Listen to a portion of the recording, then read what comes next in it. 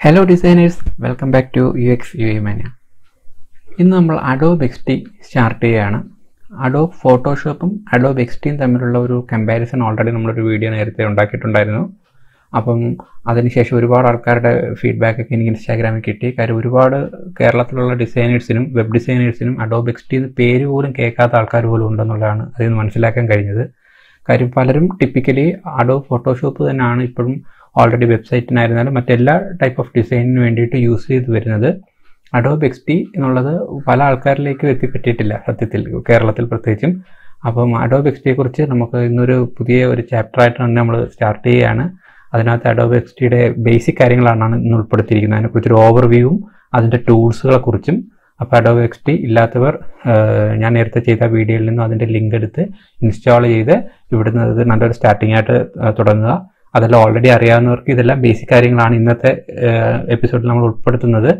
പക്ഷേ ഇതൊരു ഫണ്ടമെൻ്റലാണ്. കാര്യം ഓവർവ്യൂ ടൂൾസ് വളരെ ബേസിക് ആയിട്ടുള്ള കാര്യങ്ങളാണ്. Adobe XD എന്ന് പറയുന്നത് എന്തൊക്കെയാണ് അതിൻ്റെ ഓവർവ്യൂസ് എന്നുള്ളത് എന്ന് വെച്ച് കഴിഞ്ഞാൽ, നമുക്ക് ഒരു സോഫ്റ്റ്വെയർ നമ്മൾ പഠിക്കുമ്പോഴത്തേക്ക് അത് മനസ്സിലാക്കുമ്പോഴത്തേക്ക് അത് കമ്പാരിറ്റീവ്ലി അതിൻ്റെ ഇൻഡസ്ട്രിയിലുള്ള മറ്റ് സോഫ്റ്റ്വെയറുകളിൽ നിന്ന് എന്തെല്ലാം കാര്യങ്ങളാണ് അതിനെ കൂടുതൽ മെച്ചപ്പെട്ടതാക്കുന്നതെന്ന് മനസ്സിലാക്കിയിരിക്കണം.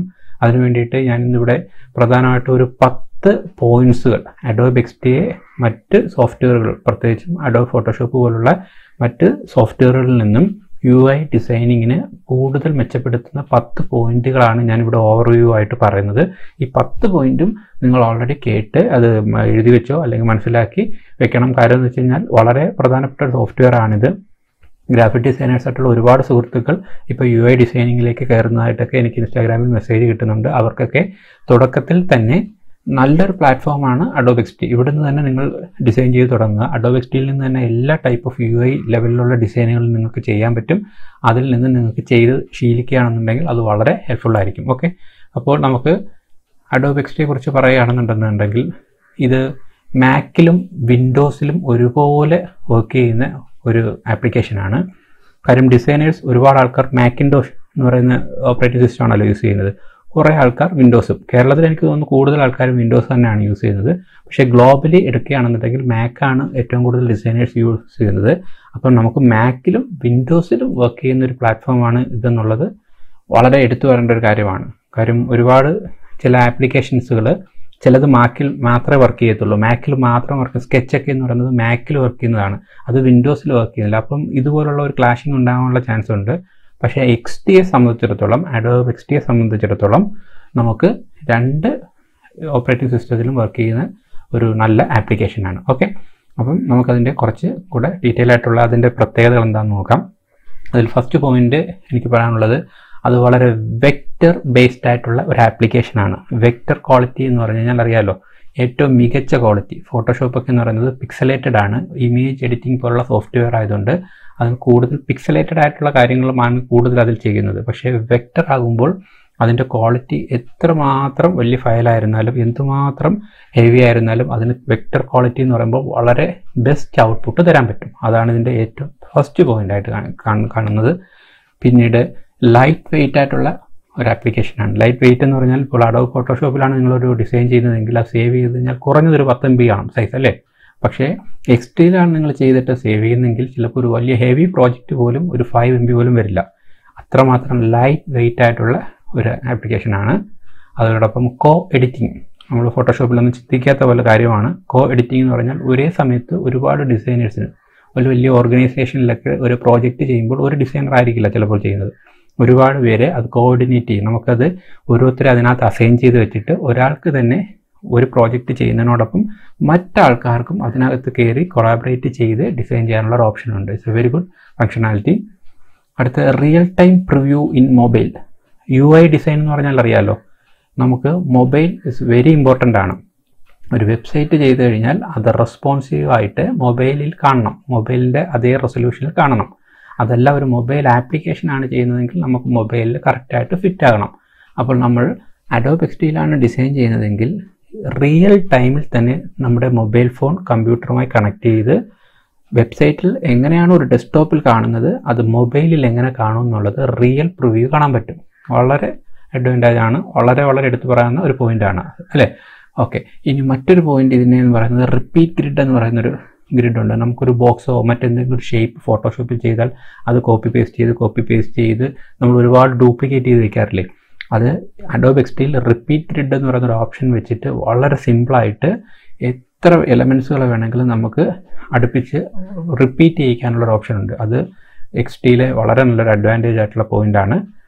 അതുപോലെ തന്നെ കോമ്പണൻസ് എന്ന് പറഞ്ഞു കഴിഞ്ഞാൽ നമുക്കൊരു ഇപ്പോൾ ഒരു UI എലമെൻറ്റിൻ്റെ ഒരു ബട്ടൺ ക്രിയേറ്റ് ചെയ്തു അല്ലെങ്കിൽ ഒരു ഐക്കൺ ക്രിയേറ്റ് ചെയ്തു, നിങ്ങൾക്കത് പല സ്ഥലങ്ങളിൽ യൂസ് ചെയ്യേണ്ടതാണെന്നുണ്ടെങ്കിൽ അതിനൊരു കമ്പണൻ്റ് ആയിട്ട് നമുക്ക് സേവ് ചെയ്താൽ നമുക്ക് മൾട്ടി യൂസിന് വേണ്ടി ഉപയോഗിക്കാം.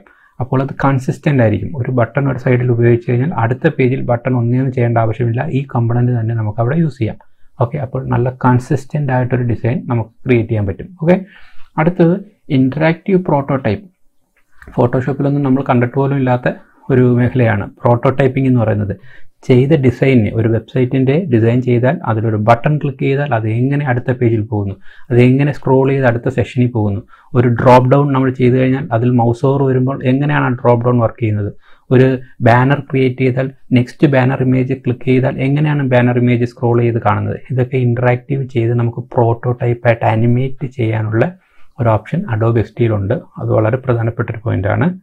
അതുപോലെ തന്നെ റെസ്പോൺസീവ് റീസൈസ്. ഒരു ഇമേജിനെ നമ്മൾ ഫോട്ടോഷോപ്പിൽ റീസൈസ് ചെയ്യുകയാണെങ്കിൽ അത് ഓട്ടോമാറ്റിക്കായി ചെറുതാവത്തല്ലേ ഉള്ളൂ. പക്ഷേ റെസ്പോൺസീവ് സൈസ് എന്ന് പറഞ്ഞാൽ അത് അടുത്ത മൊബൈൽ വെർഷനിലേക്ക് അല്ലെങ്കിൽ അടുത്ത ഏതെങ്കിലും ഒരു ഇതിലേക്ക് നമുക്കൊരു ടാബ്ലോട്ടോ ഒക്കെ അതിൻ്റെ അതേ ഡയമെൻഷൻ മെയിൻറ്റെയിൻ ചെയ്തുകൊണ്ട് വെബ്സൈറ്റുകളിൽ റെസ്പോൺസീവായിട്ട് തന്നെ റീസൈസ് ചെയ്യാനുള്ള ഓപ്ഷനുണ്ട്. അതും വളരെ നല്ലൊരു ഔട്ട്സ്റ്റാൻഡിങ് ആയിട്ടുള്ള ഒരു ഓപ്ഷനാണ്. അതുപോലെ തന്നെ നെക്സ്റ്റ് ഫീഡ്ബാക്ക് എക്സ്ചേഞ്ച്. ഫീഡ്ബാക്ക് നമ്മൾ പലർക്കും ഡിസൈൻസ് സെൻഡ് ചെയ്ത് കൊടുത്താൽ അതിൻ്റെ ഫീഡ്ബാക്ക് ഉടനെ തന്നെ ക്ലയൻറ്റ് റിപ്ലൈ ചെയ്യുന്നു. ആ ഫീഡ്ബാക്ക് അനുസരിച്ച് നമുക്ക് ഉടനെ തന്നെ മാറ്റങ്ങൾ വരുത്താൻ പറ്റും. ഇതെല്ലാം ഓൺലൈനായിട്ട് ചെയ്യാൻ പറ്റും. അതാണ് ഫീഡ്ബാക്ക്. അതുപോലെ തന്നെ അഡോബിൻ്റെ പ്രോഡക്റ്റ് ആയതുകൊണ്ട് എടുത്തു പറയാവുന്ന മറ്റൊരു അഡ്വാൻറ്റേജാണ് എഡിറ്റ് ഇൻ ഫോട്ടോഷോപ്പ്. നിങ്ങളൊരു ഇമേജോ മറ്റെന്തെങ്കിലും ഡിസൈൻ ചെയ്ത് ഫോട്ടോഷോപ്പിൽ നിന്ന് അഡോബ് എക്സ്ഡിയിൽ കൊണ്ടുവച്ചാൽ അതിൽ എഡിറ്റ് ഇൻ ഫോട്ടോഷോപ്പ് എന്ന് പറഞ്ഞാൽ ക്ലിക്ക് ചെയ്ത് കഴിഞ്ഞാൽ വീണ്ടും ആ ഇമേജ് അല്ലെങ്കിൽ ആ ഒരു പ്രത്യേക ഡിസൈൻ ഫോട്ടോഷോപ്പിൽ ഓപ്പൺ ആവും. അത് നിങ്ങൾക്ക് അവിടെ ചേഞ്ചസ് വരുത്താം. ജസ്റ്റ് സേവ് ചെയ്യുക, ആ സേവ് ചെയ്ത ചേഞ്ചസ് അതേപോലെ എക്സ്ഡിയിലും പ്രതിഫലിക്കും. ഓക്കെ, ഇത്രയും പോയിന്റുകൾ എനിക്ക് തോന്നുന്നു അഡോബ് XD എന്ന് പറയുന്ന സോഫ്റ്റ്വെയറിനെ ആപ്ലിക്കേഷനെ വളരെയേറെ ഔട്ട്സ്റ്റാൻഡിങ് ആക്കുന്നതാണ്. അപ്പം ഇത്തരം ബേസ് കാര്യങ്ങൾ നമ്മളൊന്ന് മനസ്സിലാക്കിയിരിക്കുക. ഓക്കെ, ഇതെല്ലാം തന്നെ അതിൻ്റെ ഒരു ഓവർവ്യൂ ആണ്. ഇനി നമുക്ക് അതിൻ്റെ ടൂൾസുകളിലേക്ക് കയറി യഥാർത്ഥ റിയൽ ടൂളൊന്ന് പരിചയപ്പെടാം. ഓക്കെ, അഡോബ് XD ഓപ്പൺ ചെയ്ത് കഴിഞ്ഞാൽ ഇങ്ങനൊരു ഇൻ്റർഫേസ് ആയിരിക്കും നമുക്ക് കാണാൻ പറ്റുന്നത്. ഇതിൽ നമുക്ക് വളരെ മിനിമലിസ്റ്റിക് ആയിട്ടാണ് അതിൻ്റെ ഇൻ്റർഫേസ് ക്രിയേറ്റ് ചെയ്തേക്കുന്നതെന്ന് മനസ്സിലാവും. അതിന് ഒരുപാട് കാര്യങ്ങൾ വാരി അവർ ഫ്രണ്ടിലിട്ടിട്ടില്ല. നമുക്ക് വേണ്ടുന്ന പ്രധാനപ്പെട്ട കാര്യം എന്താണെന്ന് വെച്ചാൽ പുതിയൊരു ക്യാൻവാസ് ചെയ്യണം. ഒരു ഫോണിൻ്റെ റെസൊല്യൂഷൻ ആയിക്കോട്ടെ, ഐപാഡിൻ്റെ ആയിക്കോട്ടെ, വെബ്സൈറ്റിൻ്റെ ആയിക്കോട്ടെ, അതെല്ലാം നമുക്ക് ഏതെങ്കിലും ഒരു കസ്റ്റമായിട്ട് സൈസ് കൊടുക്കാനായിക്കോട്ടെ, ആ സൈസിങ് മാത്രമാണ് ഫ്രണ്ടിൽ അവർ കോൺസെൻട്രേറ്റ് ചെയ്തിരിക്കുന്നത്. പിന്നെ ചെയ്യുന്ന വർക്കുകൾ ഇവിടെ റീസെൻ്റ് എന്ന് പറഞ്ഞ് കാണിക്കും. അത് ഇപ്പോഴത്തെ എല്ലാ ഫോട്ടോഷോപ്പിലൊക്കെ ഉള്ള ഓപ്ഷനാണ്. പിന്നീട് നമുക്ക് കുറച്ച് ആഡ് ഓൺസ് അപ്ലൈ ചെയ്യാനുള്ള ഓപ്ഷൻ, അങ്ങനെ വളരെ പ്രധാനപ്പെട്ട കാര്യങ്ങൾ മാത്രമേ ഫ്രണ്ടിൽ കാണാൻ പറ്റൂ. ഇത്തരം നല്ല മിനിമലിസ്റ്റിക് ആയിട്ടുള്ള രീതിയിലാണ് അവരുടെ UI ആപ്ലിക്കേഷൻ്റെ UI വരെ അവർ ചെയ്തിരിക്കുന്നത്. നമുക്ക് ഒരു വെബ്സൈറ്റിൻ്റെ റെസൊല്യൂഷൻ ഒന്ന് ഓപ്പൺ ചെയ്യാം. ഒരുപാട് റെസൊല്യൂഷൻ ഉണ്ട് വെബ്സൈറ്റിന്. ഇപ്പോൾ എൻ്റെ ഒരു സിസ്റ്റത്തിനകത്ത് 19201080 എന്ന് പറയുന്നൊരു റെസൊല്യൂഷൻ ഞാനിവിടെ ഒരു ഫയൽ ഓപ്പൺ ചെയ്യുകയാണ്. ഓക്കെ, ഫയൽ ഓപ്പൺ ആയിട്ടുണ്ട്. ഈ കാണുന്നതുണ്ടോ, ഇത്രയേ ഉള്ളൂ അഡോബ് XDയുടെ ഇൻ്റർഫേസ് എന്ന് പറഞ്ഞാൽ. നമ്മൾ ഫോട്ടോഷോപ്പോ മറ്റേതെങ്കിലും ഒരു 3Dയുടെ ഏതെങ്കിലും ഒരു സോഫ്റ്റ്വെയർ നമ്മൾ ഓപ്പൺ ചെയ്ത് കഴിഞ്ഞാൽ അവിടെ ഒരുപാട് ബട്ടൺസുകളും ഒരുപാട് ഫങ്ഷനാലിറ്റികളും കൊണ്ട് നമുക്ക് ആകെ ഒരു കൺജസ്റ്റഡ് ഒരു ഫീല് തരും. പക്ഷേ ഇതിൻ്റെ ഇൻ്റർഫേസ് വരെ വളരെ ക്ലീൻ ആയിട്ടാണ്, വളരെ മിനിമലിസ്റ്റിക് അപ്രോച്ചാണ് അവർ ഫോളോ ചെയ്തിരിക്കുന്നത്.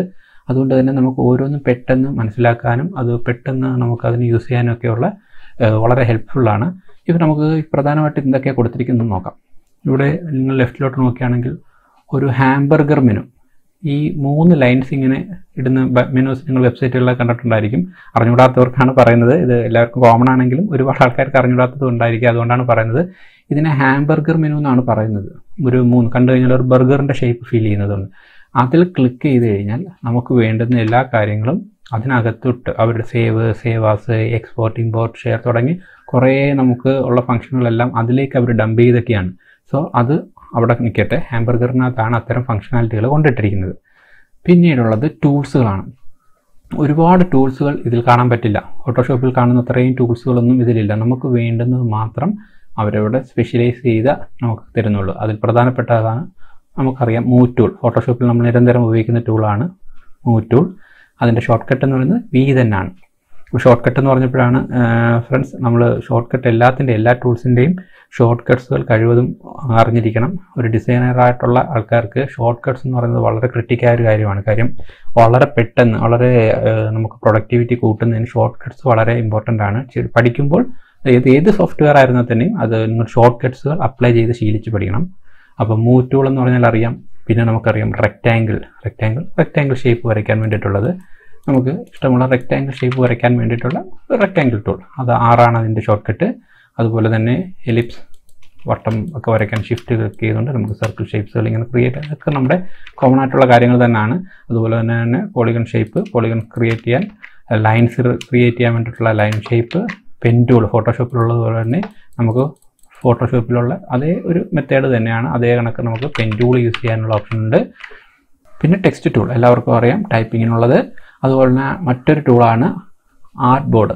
നമുക്ക് ഈ കാണുന്ന ഒരു ക്യാൻവാസിനെ നമ്മൾ ആർട്ട് ബോർഡ് എന്നാണ് പറയുന്നത്. പുതിയൊരു ആർട്ട് ബോർഡ് ഇവിടെ ക്രിയേറ്റ് ചെയ്യണമെങ്കിൽ നമുക്ക് ആർട്ട് ബോർഡ് ടൂളിനകത്ത് വന്നിട്ട് ആണ് ഷോർട്ട് കട്ട്. അത് ആർട്ട് ബോർഡ് എടുക്കുക, നമ്മൾ ജസ്റ്റ് ഡ്രാഗ് ചെയ്യുക. ഡ്രാഗ് ചെയ്തിട്ട് ആ ആർട്ട് ബോർഡ് ക്ലിക്ക് ചെയ്താൽ നമുക്ക് റൈറ്റിലുള്ള വിഡ്ത്തും ഹൈറ്റും ഒക്കെ സെറ്റ് ചെയ്ത് കൊടുക്കാം. അങ്ങനെ എത്ര ആർട്ട് ബോർഡ്സുകൾ വേണമെങ്കിലും നമുക്ക് ഇതിനകത്ത് സെറ്റ് ചെയ്ത് വെക്കാനുള്ള ഓപ്ഷൻ ഉണ്ട്. എനിവേ, ആർട്ട് ബോർഡ് ക്രിയേറ്റ് ചെയ്യാനുള്ളൊരു ടൂള്. പിന്നെ as usual zoom tool Z. Okay, ഇത്രയും ടൂൾസുകൾ മാത്രമേ നിങ്ങൾക്ക് ഇത് പഠിക്കേണ്ടതുള്ളൂ. പിന്നെ ഈ ലെഫ്റ്റ് സൈഡിൽ കാണാൻ മറ്റൊരു ഇത് കൊടുത്തിരിക്കുന്നത് അസറ്റ്സിന് വേണ്ടിയിട്ടൊരു പാനലുണ്ട്. അസറ്റ്സ് എന്ന് പറഞ്ഞാൽ നമ്മൾ ചെയ്യുന്ന കുറേ കാര്യങ്ങൾ ഇതിനെ അസറ്റ് ആയിട്ട് നമുക്ക് കാറ്റഗറൈസ് ചെയ്യാൻ പറ്റും. അത് പിന്നീട് എന്ന് പറഞ്ഞു കഴിഞ്ഞാൽ ലെയേഴ്സുകൾക്ക് വേണ്ടി ഒരു പാനൽ, പിന്നെ ആഡ് ഓൺസ്, നമുക്ക് പ്ലഗിൻസ് ആഡ് ചെയ്യാം. പ്ലഗിൻസ് നമ്മൾ ഫോട്ടോഷോപ്പിലൊക്കെ അറിയാമല്ലോ, ഒരുപാട് പ്ലഗിൻസ് അപ്ലൈ ചെയ്യുന്ന ഉണ്ട്. പക്ഷേ പലരും ഫോട്ടോഷോപ്പിൽ വലുതായിട്ട് ഇപ്പം പ്ലഗിൻസ് യൂസ് ചെയ്യുന്നത് കുറവാണ്. പക്ഷേ അഡോബ് എക്സ്ഡിയിൽ പ്ലഗിൻസ് ഒരുപാട് അവൈലബിൾ ആണ്. അതെല്ലാം തന്നെ വളരെ പ്രയോജനകരമായിട്ടുള്ളവയാണ്. അപ്പോൾ ഇത്തരം കാര്യങ്ങളാണ് നമുക്ക് ടൂൾസ് ലെവലിൽ പറയാനുള്ളത്. പിന്നീട് ഇവിടെ കാണുന്ന ഒരു പ്രധാനപ്പെട്ട 3 ടാബ്സുകളാണ്. ഒരെണ്ണം ഡിസൈൻ, ഒരെണ്ണം prototype and another one share. Okay, ഇത് പുതിയൊരു എനിക്ക് തോന്നുന്നൊരു 5-6 മാസമായിട്ടുള്ളൂ. അപ്ഡേഷൻ കഴിഞ്ഞപ്പോഴാണ് ഇങ്ങനെ 3 ടാബ് ആയത്. നേരത്തെ ഡിസൈൻ പ്രോട്ടോടൈപ്പേ ഉള്ളായിരുന്നു ഇവിടെ. അപ്പം അഡോബിൻ്റെ പ്രോഡക്റ്റ് എടുത്താലുള്ള മറ്റൊരു അഡ്വാൻറ്റേജ് എന്ന് വെച്ചാൽ അവർ വളരെ പെട്ടെന്ന് അപ്ഡേഷൻസുകൾ വരികയും അത് അപ്ഡേറ്റ് ചെയ്തുകൊണ്ടിരിക്കുക. അത് ഡിസൈനേഴ്സിന് വളരെ ഹെൽപ്പിംഗ് ആണ്. അപ്പം ഡിസൈൻ ടാബിൽ നിന്ന് നമ്മൾ എന്ത് ചെയ്യുന്നു അതെല്ലാം ഡിസൈൻ.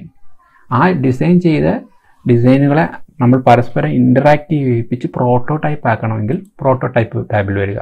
ആ പ്രോട്ടോടൈപ്പ് ചെയ്ത ഡിസൈനെ മറ്റാർക്കെങ്കിലും ഷെയർ ചെയ്യണമെങ്കിൽ ഷെയർ ടാബിൽ വരിക. ഇതാണ് ഈ 3 ടാബുകൾ കൊണ്ട് ഉദ്ദേശിക്കുന്നത്. ഓക്കെ, ഡിസൈൻ ചെയ്യുക, ഡിസൈൻ ചെയ്തതിനെ പ്രോട്ടോടൈപ്പ് ആക്കുക, പ്രോട്ടോടൈപ്പ് ചെയ്തതിനെ ഷെയർ ചെയ്യുക.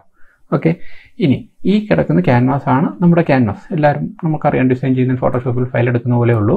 ഇതിൽ ചെയ്യുന്ന ഓരോ കാര്യങ്ങളും, ഒരു ബോക്സ് വരച്ച് കഴിഞ്ഞാൽ അല്ലെങ്കിൽ ഒരു സർക്കിൾ വരച്ച് കഴിഞ്ഞാൽ എന്ത് നമ്മൾ ചെയ്യുന്നോ അതിന് ആവശ്യമായിട്ടുള്ള അതിലേക്കുള്ള എല്ലാ പ്രോപ്പർട്ടീസുകളും റൈറ്റ് ഹാൻഡ് സൈഡിൽ കാണാം. ഫോട്ടോഷോപ്പിൽ ടോപ്പിലാണെന്ന് തോന്നുന്നു പ്രോപ്പർട്ടി ബാർ.